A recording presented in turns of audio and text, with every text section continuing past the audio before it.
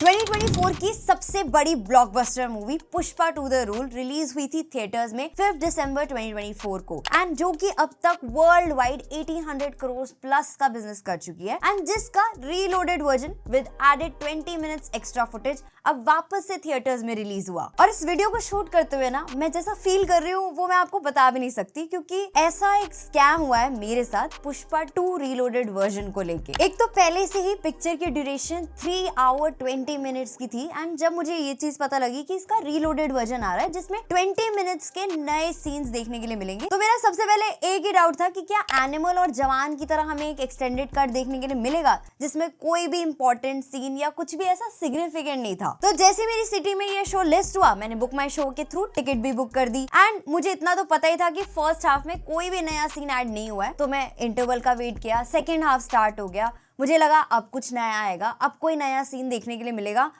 And देखते देखते picture खत्म हो गई। चूना लगा दिया।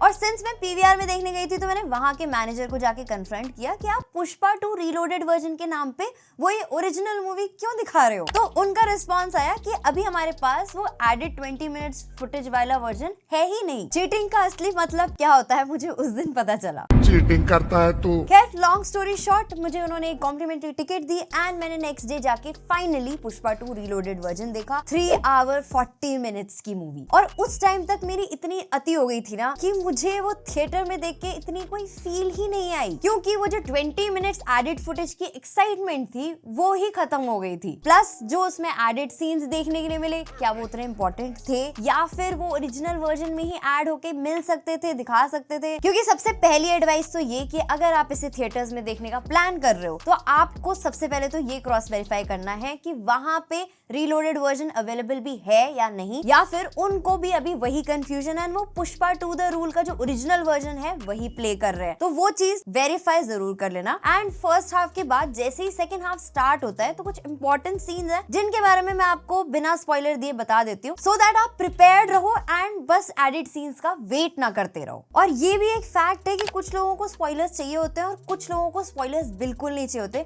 लेकिन हर किसी को ये जानना होता है कि क्या ये reloaded version with 20 minutes added footage theatre वर्दी है या नहीं, एंड क्या इसके लिए दोबारा पैसे स्पेंड करने चाहिए, दोबारा अपना टाइम निकाल के आपको ये 3 आवर्स 40 मिनट्स मूवी फिर से देखनी चाहिए, या फिर अगर नहीं देख रखी है तो देखनी चाहिए या नहीं। तो सबसे पहले कंफर्मेशन कि आप पुष्पा 2 द रूल का रीलोडेड वर्जन ही देख रहे हो, वो आता है इंटरवल के बाद सेकेंड हाफ में, जो वो 3 रोजेस वाला सीन है जब शेखावत एंड पुष्पा के आपस में बातचीत हो रही है। तो वो वाला जो सीन है वहां पे आपको सबसे पहला एडिड सीन देखने के लिए मिलता है, जो इतना कुछ जरूरी नहीं था, लेकिन हाँ वहां पे एक ह्यूमर ऐड करता है। तो अगर वहां पे कोई नया सीन नहीं आ रहा है तो आपको सीधा मैनेजर के पास जाना है। तो देखो जो भी 20 मिनट्स की फुटेज ऐड की गई है, जो भी सीन्स ऐड किए गए हैं, मैं ये तो नहीं कह सकती कि हाँ वो सीन्स मूवी को और भी ज्यादा इम्पैक्टफुल बनाते हैं, लेकिन कुछ सिग्निफिकेंट चीजें जो हैं, जो कुछ प्लॉट होल्स ओरिजिनल वर्जन में छूट गए थे, उन चीजों को जरूर कवर करते हैं ये 20 मिनट्स। कुछ इंपॉर्टेंट इवेंट्स हैं जिनसे आपको काफी सारे कनेक्शंस जुड़ते हुए लगेंगे। तो कुछ क्वेश्चंस जो ओरिजिनल वर्जन में अनआंसर्ड रह गए थे उनके आंसर्स भी यहाँ पे मिल जाते हैं। जैसे जो पूरा जापान वाला सीक्वेंस था जहाँ पे बहुत सारे क्वेश्चंस आए थे कि क्यों पुष्पा जापान गया और वहां पे उसके साथ आगे क्या हुआ, क्या वो पूरा जापान का कनेक्शन था, तो वो आप जब ये रीलोडेड वर्जन देखते हो तो वो आपको आंसर्स मिल जाते हैं। और जो फहाद फाजिल का कैरेक्टर है ऑफ भंवर सिंह शेखावत, तो बहुत से लोगों को ये शिकायत थी कि पुष्पा 2 द रूल में ना उनके कैरेक्टर को बहुत ज्यादा इंपॉर्टेंस नहीं दी गई, जो कि एक्चुअल में सच भी था। बहुत ज्यादा फोकस पुष्पा पे था, श्रीवल्ली पे था, लेकिन बाकी कैरेक्टर्स को उस टाइप का फोकस नहीं मिला था। एंड स्पेशली शेखावत जो एक बहुत इंपॉर्टेंट कैरेक्टर है, उसको तो बहुत ही एक फनी नोट पे छोड़ दिया था पिक्चर के अंदर। तो इस वर्जन में उनके कुछ एडिड सीन्स हैं जो डेफिनेटली उस कैरेक्टर को थोड़ी और आग, थोड़ी और इंपॉर्टेंस देते हैं। और ऐसा नहीं है कि इन एडिड सीन्स के साथ बहुत ज्यादा इस कैरेक्टर को स्ट्रॉन्ग दिखा दिया गया है। जो ओरिजिनल वर्जन से शिकायत थी वो शिकायत अभी भी है, लेकिन हाँ थोड़ा बहुत कॉम्पनसेशन उस कैरेक्टर को दिया गया है। तो ओवरऑल अगर आपको बताऊं तो पहला एक्सटेंडेड सीन आता है जब पुष्पा की शेखावत के साथ मीटिंग होती है, जहाँ पे ये वाला डायलॉग है, फायर नहीं, वाइल्ड फायर है। नेक्स्ट जो जथरा वाला पूरा सीक्वेंस है उसमें आपको 1-2 सीन एडिट देखने के लिए मिलेंगे। एंड उसके बाद जब शेखावत लाल चंदन समझ के सैंड्रा पकड़ लेता है